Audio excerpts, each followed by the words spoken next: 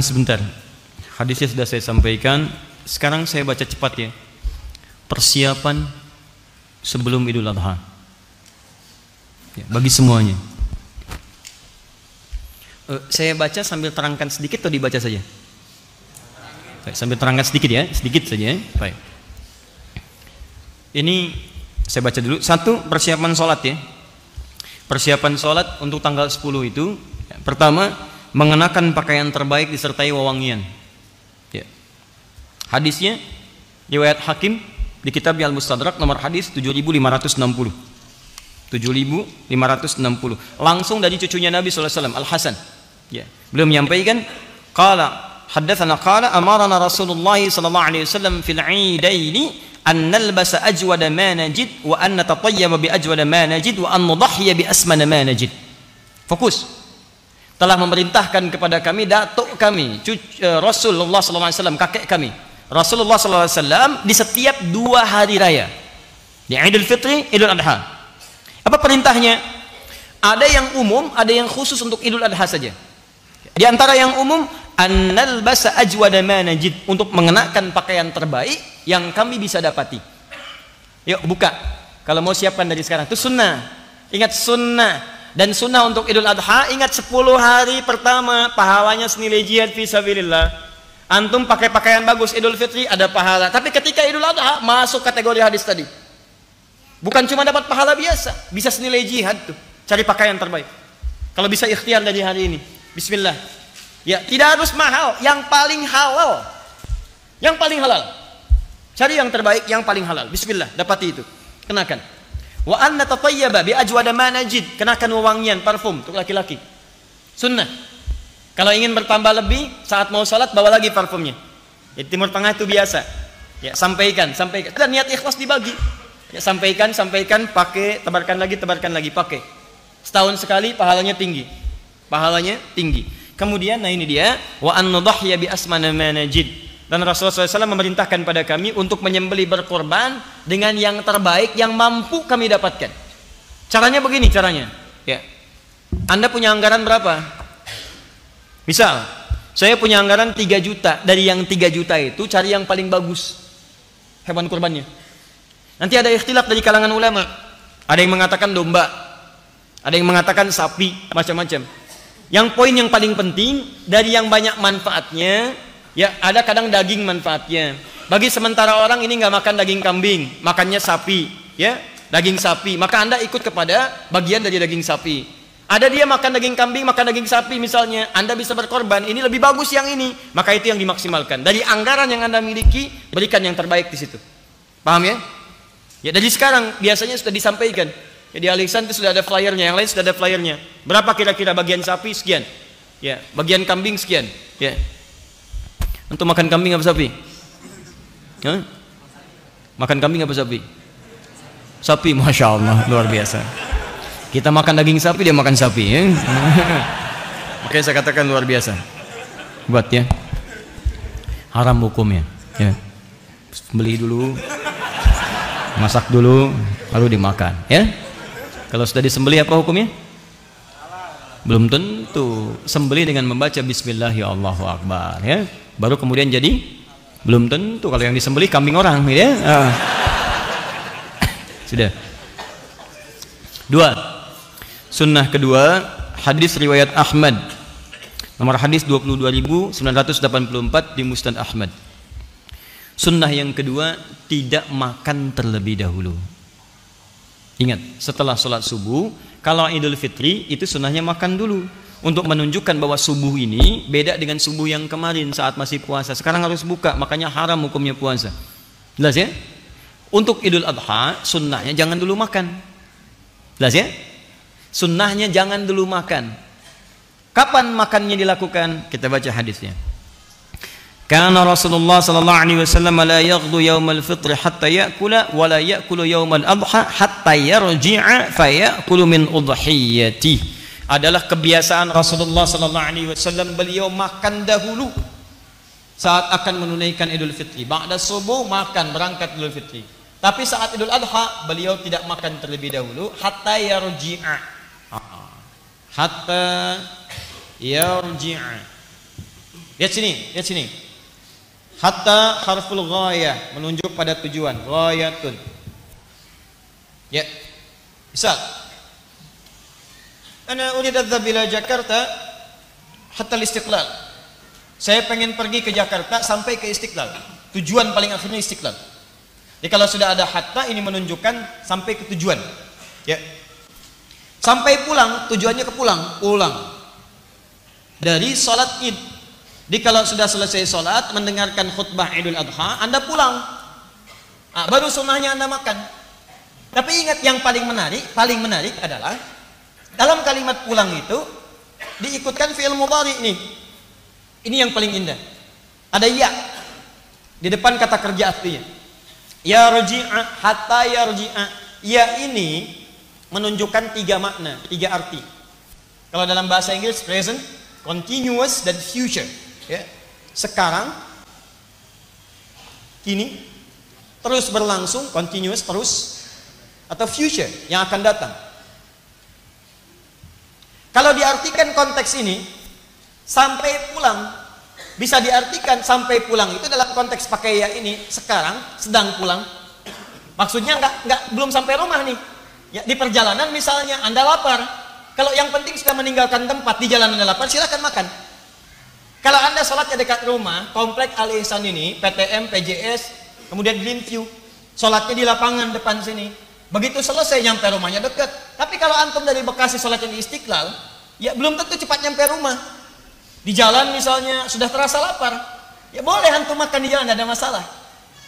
Tidak ada masalah, silakan. Ya, jadi tidak apa-apa bekal misalnya di mobil, kemudian jangan makan dulu sampai selesai sholatnya, dengarkan khutbah idnya, pulang misalnya di jalan sudah mulai terasa. Ya, apalagi misalnya buka siaran radio, status sudah mulai muncul, gambar-gambar bertebaran, sedang makan ketupat, ya, dan sebagainya. Sementara Anda belum nyampe rumah. Ya, miss call sudah banyak, status sudah dibuat. Ketupat hari ini rasanya begitu pahat, ya kan? Antum belum makan, merasa nggak enak. Jangan tunggu sampai kemudian nyampe rumah. Boleh sekarang, silahkan nikmati. Yang penting status pulang. Udah selesai. Jelas? Di jalan boleh bekal. Ya, awas jangan dilarang. Anak-anak Anda mungkin ikut ke Istiqlal. Usia 6 tahun, 7 tahun. Mah lapar mah, tahannya nak ya. Ini sunnah. Sampai rumah, sunnah.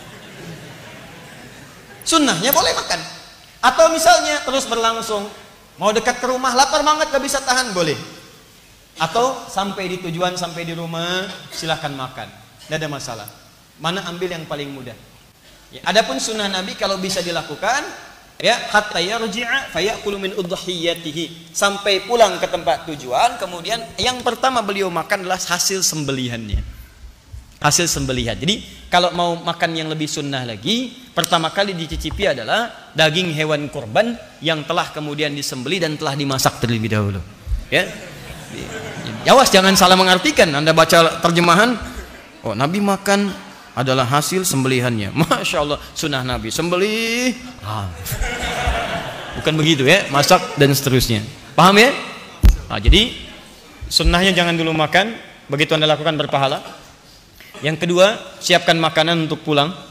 Dan kalau bisa, kemudian yang pertama dimakan adalah hasil sembelihan yang telah dimasak terlebih dahulu. Makanya nanti, kenapa disebut udhiyah dari kata duha? Kalau bisa waktu duha itu, mohon izin teman-teman, itu sudah menyembelih. Nanti kita akan lihat bedanya Idul Fitri dengan Idul Adha. Kalau Idul Fitri agak longgar sholatnya, jam 7 boleh. Karena orang berangkat tuh ada yang makan dulu. Tapi kalau sholat Idul Adha jangan kelamaan. Syuruk tuh udah dimulai.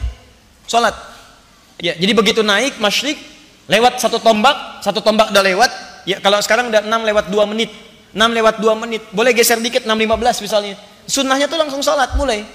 Sehingga setengah 7 udah bisa motong. Dari motong ini ada sebagian yang dimasak dan sebagainya, kemudian Anda bisa nikmati. Kenapa disebut udhiyah? Disembeli di waktu duha. Di awal duha itu kalau bisa nyembeli. Jelas ya? Jangan terlampau lama. Anda kerjakan Idul Adha misalnya sholatnya jam 7, itu kelamaan. Itu sunnah. Ya, awas hati-hati, kelihatan sederhana tapi penting. Kemudian minas sunnati an takhruja ila al-'idi masyiya, termasuk sunnah berangkat ke tempat ini dengan berjalan. Berjalan. An Ibnu Umar annahu kana yakhruju fil 'idaini min al-masjid fayukabbiru hatta ya'ti al-musalla. Berjalan sambil takbir. Sunnah. Bertakbiran. Bahkan masuk nanti hari Ahad, Ya, tanggal 1 sampai ke tanggal 10 itu boleh bertakbir. Kalau Idul Fitri itu nanti di akhir-akhir dia Ramadan. Begitu sudah selesai akhir Ramadan, maghrib datang, kemudian muncul awal Syawal, Anda bertakbir. Tapi kalau Idul Adha, Anda bisa mulai dari tanggal 1 Dzulhijjah. Allahu Akbar, Allah, untuk diri pribadi boleh. Ya, tapi kalau Anda ingin berjamaah macam-macam, ingin lebih keras lagi, silahkan. Kapan waktunya? Saat Anda mulai berangkat itu di awal-awal Idul Adha, setelah salat subuh, boleh, silahkan.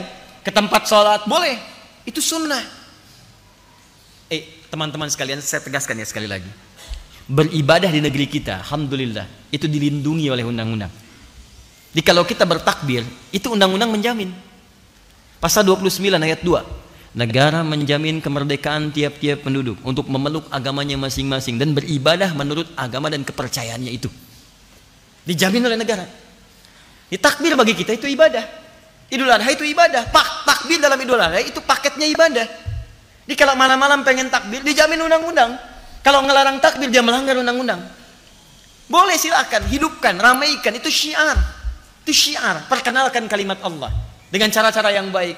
Allahu Akbar, Allahu Akbar. Dan saat berangkat sholat, keluar. Kalau bisa kompak deh. Teman-teman ke satu tempat, kita keluar bareng-bareng. Itu luar biasa syiarnya. Begitu keluar sama-sama, Allahu Akbar, Allahu Akbar. Datang ke satu tempat, itu suasana keislamannya akan terasa lain. Saya perhatikan tuh jarang dipraktekkan. Keluar biasa aja, bahkan ngobrol. Kamu kurban berapa? Sapi. Kamu unta? Masya Allah.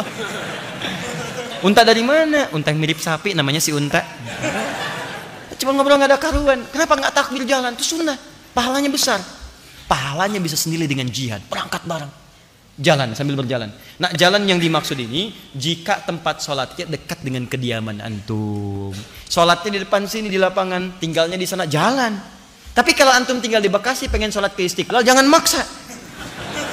Begitu sholat subuh jalan ke Istiqlal, nyampe sana bubar. Baik. Karena Nabi sallallahu alaihi wasallam idza kharaja ila al-'idain raja'a fi ghairi at-tariq alladhi kharaja fi. Pulang ngambil jalan berbeda. Misalnya jalan ini dari sini, pulangnya lewat jalan yang lain. Apa faedahnya? Pertama, supaya kalimat takbir menyebar. Semua orang mendapatkan bagiannya. Yang kedua, bagian dari silaturahim. Begitu lewat, melewati rumah berbeda. Ya, bisa bermusafahah, bisa menyebarkan kebaikan dan sebagainya. Bahkan mungkin tetangga Anda non-muslim lewat, tebarkan kebahagiaan. Sampaikan, ya. Ajak, ada risalah di dalamnya. Allahu Akbar lewat, salami dia walaupun dengan senyuman, berangkat lagi dan seterusnya. Itu dakwah. Jika memang ada alternatif untuk jalan yang berbeda. Kalau jalannya buntu, jangan maksa. Saya serius. Ini tempat sholat, ini jalan Anda, sini buntu, di tembok begini. Jangan maksa. Begitu selesai mau naik tembok. Wah. Apalagi ngapain? Sunnah Nabi. Wah, sunnah Nabi. Dia yang salah, Nabi yang jadi sasaran. Penunaian sholat dilangsungkan di awal waktu, di waktu yang luas dari proses penyembelihan hewan kurban. Jadi tolong dilakukan ya. Dari Jundub Inda Ahmad Ibn Hasan al-Banna fi kitab al-Adhahi qala kana an-nabiy sallallahu alaihi wasallam yusalli bina yaum al-fitri wasyamsu ala qaidi ramhin wal adha ala qaidi ramhin. Nabi itu kebiasaannya mengimami kami kalau Idul Fitri 2 tombak. Tadi ada jeda. Kalau Idul Adha matahari 1 tombak. 1 tombak itu ukuran salat syuruk. Sekarang jam 6:02 sudah syuruk. Apa itu syuruk? Matahari melewati masyrik. Apa itu masyrik? Tempat terbit. Di begitu terbit, di posisi terbitnya terlarang ibadah. Begitu lewat dari situ, pergeserannya disebut dengan isyraq. Posisinya disebut dengan syuruk. Kalau sudah syuruk, itu masuk awal duha. Nabi biasa mengimami di awal duha. Sunnah Nabi, Anda kerjakan persis seperti itu, pahala buat Anda. Jelas ya? Jadi kalau bisa teman-teman DKM untuk Idul Adha, berikan selebaran. Sampaikan kita akan sholat di awal waktu, lebih awal. 6:04 sholat selesai, khutbah nggak usah terlampau lama ya, 6:30, 6:45 selesai. Begitu selesai sembelih, 7:04 sembelih, jam 10 selesai, 11 selesai, tuntas itu. Bahkan hewan pertama sembelih sudah selesai, masak dan sebagainya, bisa makan lebih awal. Sunnah Nabi ya. Kelihatan sederhana tapi ini penting dan ini akan berdampak pada bagian-bagian yang lainnya. Dilangsungkan di tempat luas dan terbuka kecuali ada halangan, lapangan ya. Karena yang datang bukan cuma orang sholat. Perempuan-perempuan yang haid boleh datang walau dia tidak sholat. Maaf ya, walau dia tidak sholat. Kalau nggak punya jilbab, berikan, bantu. Saya bacakan hadisnya. An Abi Sa'id Al-Khudri radhiyallahu taala anhu qala kana Rasulullah sallallahu alaihi wasallam yakhruju yaumal fitri wal adha ila al-musalla fa awwalu shay'in yabda'u bihi salat thumma yansarif fa yaqumu muqabila an-nas wan nasu julusun ala sufufihim fa ya'idhuhum wa yusihim wa ya'muruhum fa in kana yuridu an yaqta'a ba'than qata'ahu aw ya'muru shay'in aw amara bihi thumma yansarif. Pertama, Nabi senantiasa memimpin masyarakat menunaikan salat, itu tidak banyak bertele-tele. Ya, mengumumkan iya salat, berangkat ke musalla. Musalla itu tempat lapangan luas. Kalau ada kendala, hadis berikutnya dari Abu Hurairah seperti hujan dan sebagainya, diarahkan ke tempat kemudian yang ada naungannya, seperti ke masjid dan sebagainya. Ingat, yang disebut musalla itu tempat luas. Kalau masjidnya lebih luas daripada lapangan, salatnya di masjid. Misal Masjid Nabawi, Masjid Nabi, lebih luas dari lapangan di sana, maka salatnya di masjid. Masjid Al-Haram lebih luas dibandingkan dengan lapangan yang ada, salatnya di situ. Kalau masjid antum tidak menampung jamaah, ya terlebih ada kalangan yang tidak salat misalnya yang lain, maka lapangan digunakan. Tapi kalau hujan, maka kembali beralih ke masjid. Jelas? Kemudian Nabi melangsungkan khutbah, kalau ingin memerintahkan sampaikan perintah. Kalau ingin menegaskan larangan, sampaikan larangan, tidak bertele-tele. Setelah selesai beliau tutup dengan salam, kemudian tutup dengan doa, selesai itu baru kemudian bergegas untuk menunaikan penyembelihan. Tahan. Memasang sutrah depan imam ya. Ingat, depan imam sebagai gambaran saf yang tidak boleh dilewati, itu sudah pernah saya terangkan. Sunnah bersedekah boleh. Ya, sunnah bersedekah. Jadi kalau ada nanti dalam konteks Idul Adha sebelum salat atau setelah salat Anda ingin edarkan kotak infak, itu boleh. Sunnah bersedekah ya. Hadis yang disampaikan dari Ibnu Abbas radhiyallahu taala anhuma. Ya. Thumma atan nisa wa ma'ahu Bilalun fa amarahunna bis sadaqah fa ja'alatil mar'atu tulqi kharsaha wa tulqi sikhabaha.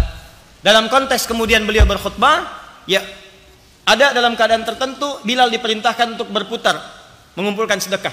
Ya, maka ada kemudian yang mengumpulkan dengan antingnya, ada pula memberikan kalungnya. Jadi perempuan-perempuan ada yang sampai bersedekah pada saat itu. Jadi sunnah boleh. Dalilnya kalau ada yang bertanya kenapa ada yang sebelum sholat lewat pakai kantong, ada yang pakai kotak ya, jalan begini, itu bukan mobil-mobilan tuh ya, jalan geser-geser, bukan begitu. Itu sunnah ya. Jadi dari sekarang siapkan, boleh Anda kemudian isi.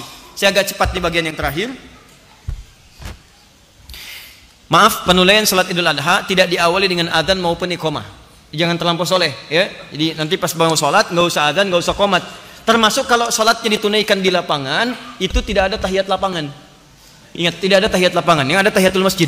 Ya, kalau di masjid silakan tahiyatul masjid, tapi kalau di lapangan tidak perlu tahiyat lapangan. Ya, jelas ya? Jadi duduk saja, datang langsung duduk. Jelas? Kalau ada kotak langsung isi untuk sedekah. Tayyib. Menunaikan salat sebanyak 2 rakaat selanjutnya sudah dipahami dengan baik, dan pada akhirnya saya ingin sampaikan, insyaallah semua materi yang disampaikan termasuk hikmahnya, apa kesan Idul Adha itu. Maaf, terakhir saya ingin tutup sebelum kita berpisah dalam ta'lim malam hari ini. Ingat baik-baik, setiap datang Idul Adha tidak hanya terkait dengan evaluasi diri, kemudian juga dengan ibadah kurban, tapi ada perbaikan evaluasi keluarga. Pesan saya, tolong Anda cermati kembali tentang perjalanan kisah Nabi Ibrahim dengan keluarganya.